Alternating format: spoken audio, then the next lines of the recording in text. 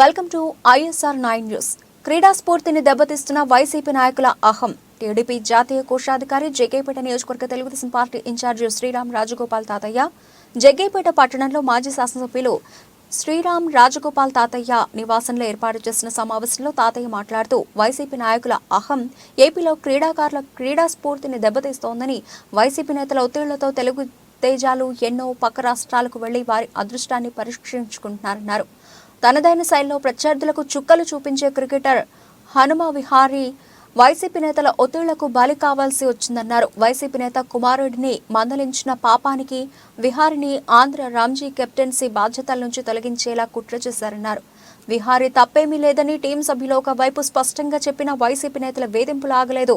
విహారీని captain గా కొనసాగించాలని ఆశ్విస్ సహా అనేక మంది మద్దతుగా నిలిచారు. ఈ కార్యక్రమంలో నూకల కుమార్ రాజా, మేక వెంకటేశ్వర్లు, కట్టా వెంకట నరసింహారావు, మైనేని రాధాకృష్ణ, కరి చిన్న, యానాల గోపీచంద్, కసుకుర్తి శ్రీనివాసరావు, ఇరి నరసింహారావు, గొట్టె నాగరాజు, గురం రామారావు, వేదులపూరి సైదా, కొరకూటి సైదులు, అలాగే కారుబాటి డేవిడ్, తాటి రామారావు, డోగుపర్తి విష్ణు, గుండ్ల కృష్ణారావు, పసుపులేటి శ్రీనివాసరావు, కామినేని కిషోర్, చిలుకూరి కార్తిక్, అనుముల వేదాద్రి, కరిసే సాల్మన్, బొక్కల కోటయ్య, వేట వెంకయ్య తదితరులు పాల్గొన్నారు. వైసీపీ యొక్క అహంకారానికి క్రీడా స్ఫూర్తి పూర్తిగా దెబ్బతీస్తుంది.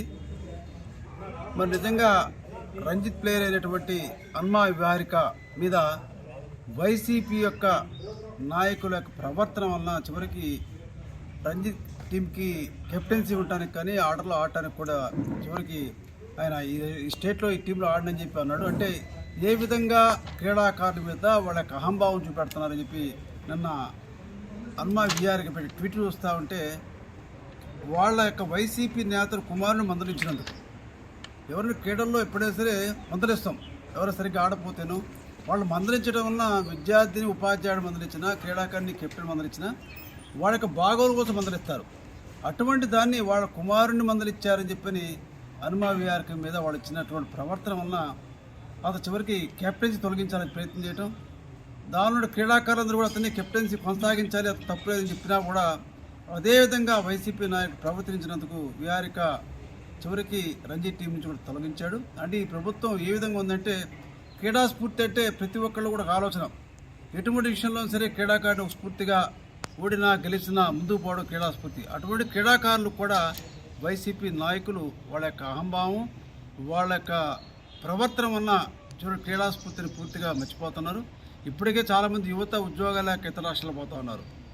అదేవిధంగా పెట్టుబడులు పెడతానికి కూడా ఇతర ఇతర రాష్ట్రాలు పోతూ ఉన్నారు. ఇప్పుడు చివరి క్రీడాకారులు కూడా ఇక్కడ ఏమాత్రం కూడా లేకుండా వెళ్ళిపోతూ ఉన్నారు. ఏదో గొప్పగా ఆడుదాం ఆంధ్ర అని గొప్పగా చేశారు.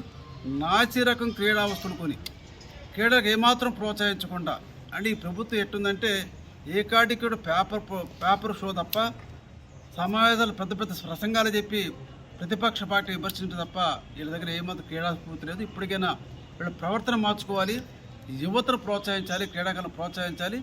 లేని పక్షంలో రాబోయే రోజుల్లో తప్పకుండా మా నాయకుడు చంద్రబాబు నాయుడు తెలుగుదేశం పార్టీ ప్రభుత్వం ఏర్పాటు చేస్తే క్రీడాకారులు పెద్ద ఎత్తున ప్రోత్సహిస్తాం.